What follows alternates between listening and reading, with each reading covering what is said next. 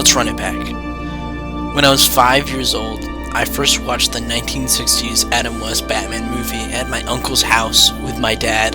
Accompanying this gift was a Michael Keaton Batman action figure with a glowing bat symbol on the chest. This was the moment I fell in love with my greatest love, stories. Ever since I've been chasing these stories, that raw, unadulterated feeling that comes with a good story, the rush of a chase, that chill that runs up your spine at a reveal in a horror film, the catharsis when the hero beats the bad guy.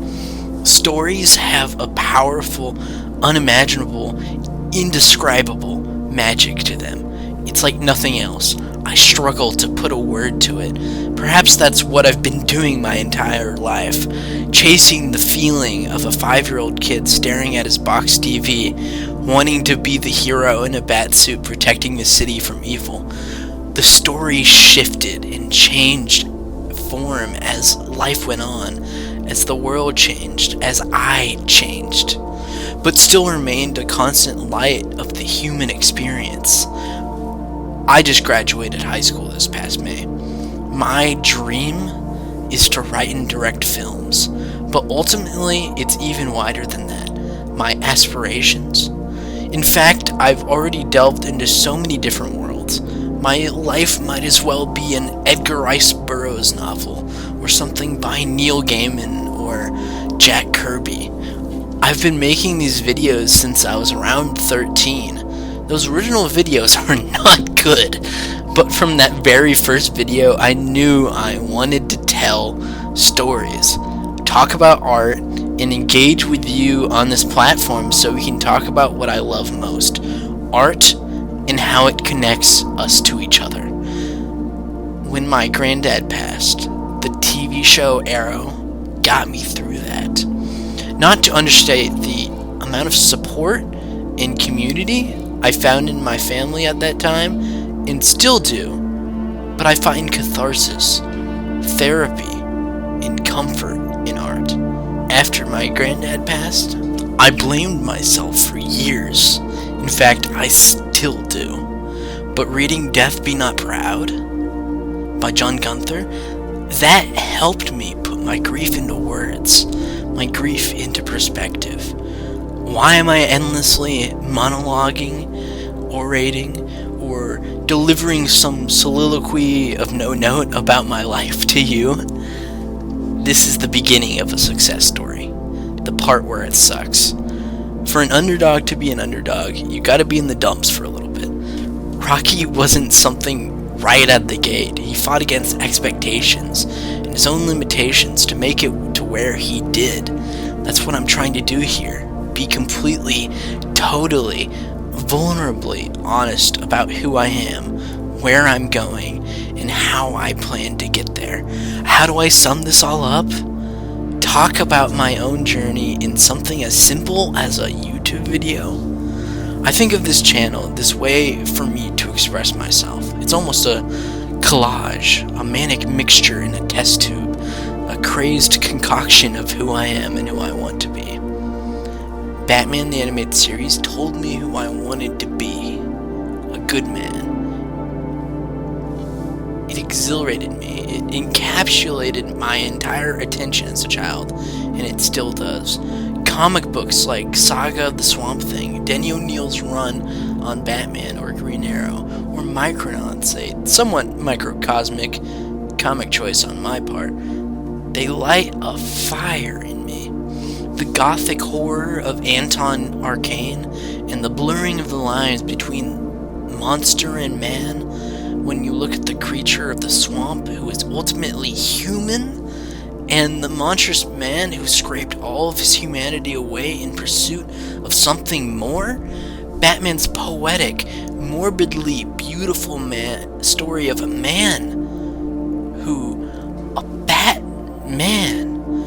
who keeps reliving the same night again and again, putting all of that negative energy, that depression, that sadness, that grief, pouring all of that grief into a positive mission of change. Then there's Micronauts, a ragtag team of weirdos and outcasts who are trying to stop this fascist madman, this Baron Karza, this man who would enslave every single soul across the universe in these archaic, almost hellish devices, these body banks, where he would extend the lives of the tyrannical rich and turn into devilish monsters those who have the least. These stories, that's who I am. I'm making this video because my good friend Derek asked me a very important question. A question all of us in the creative field are asking.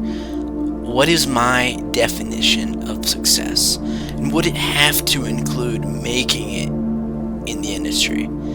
This is as far as I scripted this video. This is as far as I've put into words what I think about this. So right here, I just want to speak from the heart. You know, I want you guys to know that when I am talking to you, when you click on a video by me, that it is just truly me, always and forever. And this is one of the most important questions to me, especially with everything that is going on in the industry right now. You know, the strikes and the way that people like Bob Iger and David Zaslav are treating the creative people who are working in these industries. This is important. What is my definition of success?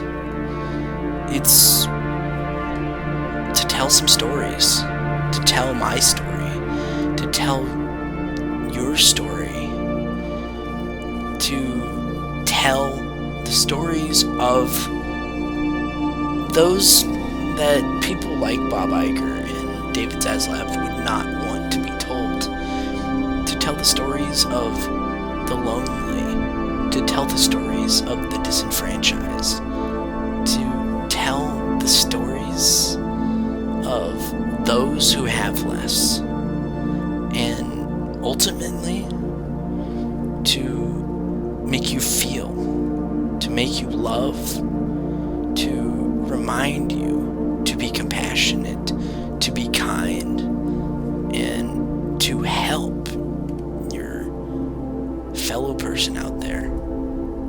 And that's my definition of success. To elicit feelings, to help you forget about your problems for a couple hours, and to help the world be a less dark place.